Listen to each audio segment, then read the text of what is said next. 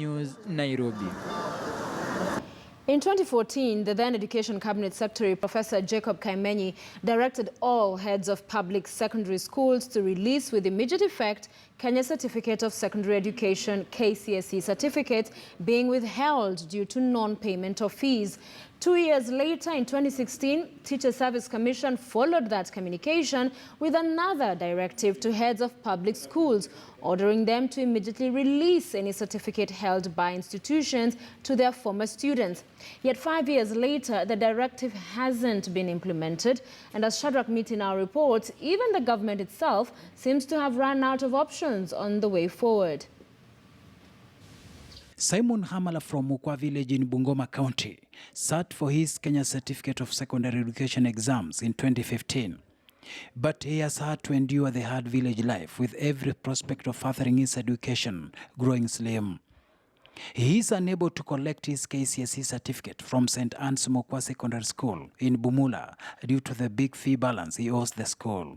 Nilipagina fee balance ya almost 10,000. Sasa nikashindwa kupick certificate. Sasa nimekuwa na mashita mingi sana kujoin college. Nilienda lakini nikashindwa kuregister mtihani kwa sababu sikuwa na original certificate. Ilikuwa tu na results peke yake.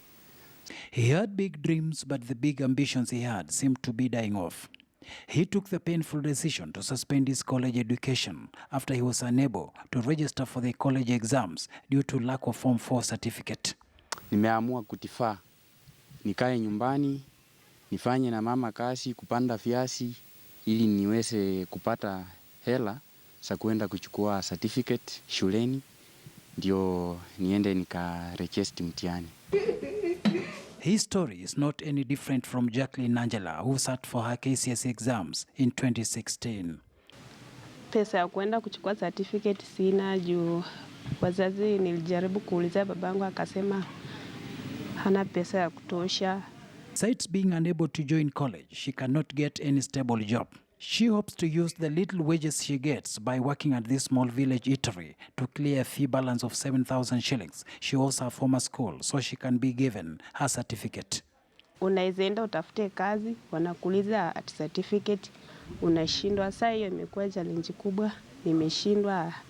Niko tu venye niko hivi, sasa ndo najaribu nikifanya kazi kidogo kidogo nipate at least niende nichukue certificate na nijue nitafanya nini.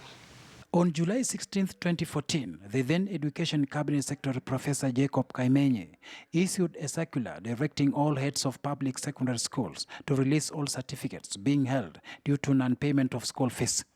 The directive was informed by the Kenya National Examination Council Act 2012, which bars anyone from withholding certificates issued by NEC. The ministry does not condone the withholding of Kenya National Examination Council certificates and has regularly communicated to school managers to release to former students all Kenya National Examination certificates in their possession, in their custody as required by the Kenya National Examinations Act 2012, Section 10(1)(b). But the anticipated endgame may have just been defeated. When Education Cabinet Secretary Professor George Magoha appeared before Parliamentary Education Committee, there was near unanimity that the implementation of that directive, in the nature it was issued, is extremely impossible.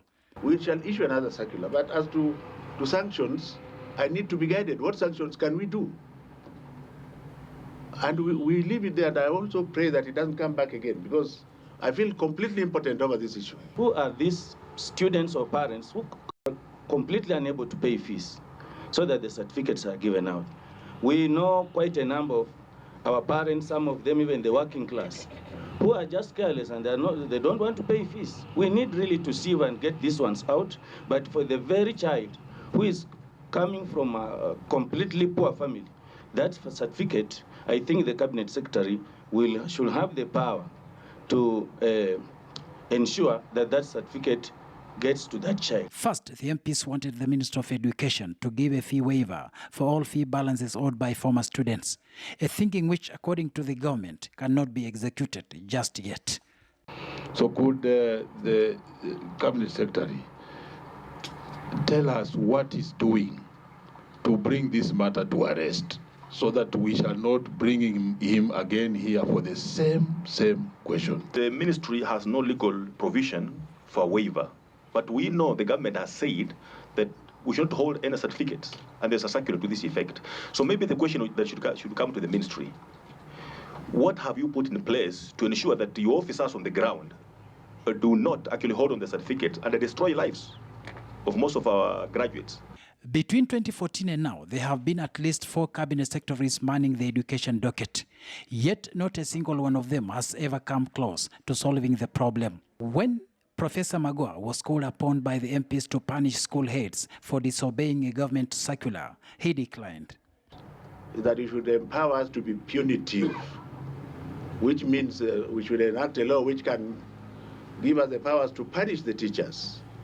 But I would be very stupid to punish the teachers when I'm still sitting here, because I need them to prosecute my job.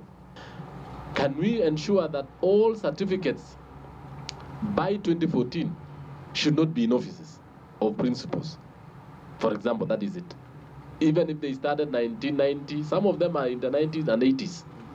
2, then the Ministry of Education, the NEC, should look on how the certificate could go to the student directly, not through the school. Most importantly, though, is the need for special budgetary allocation that would enable the Ministry of Education offset the fee balances owed to schools by thousands of former students. In 2014, it was estimated that the schools were owed more than 14 billion shillings in unpaid fees. There is no legal provision that allows the Cabinet Secretary to give a waiver on school fees arrears, because these are subsidies which has already been rendered to those particular students.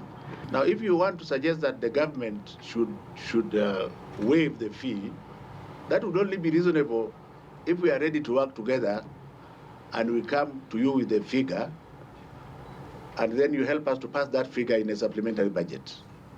Because we have given instructions, we have given the orders. I have had, as a minister, to pay for a student because I could not force a primary school teacher to release the certificate. It is that bad. What do I do? Do I go by force to remove it? Through the supplementary budget, he could consolidate all those fees, bring them to us, and we provide for that particular money. When the directive was issued, it came as a relief to many former students whose certificates are still being held by schools of unpaid fees. Yet 5 years later, it is still a case of desperation for many. Nilifanya mwaka wa 2017 na nataiwa idadi ya shilingi 25,000. Nilikuwa nimepata mdhamini mwenye aliniambia nataka nipeleke shuleni nichukue kosi yote, mwenyewe akanichakulia akaniadvise nichukue kosi ya food and beverages.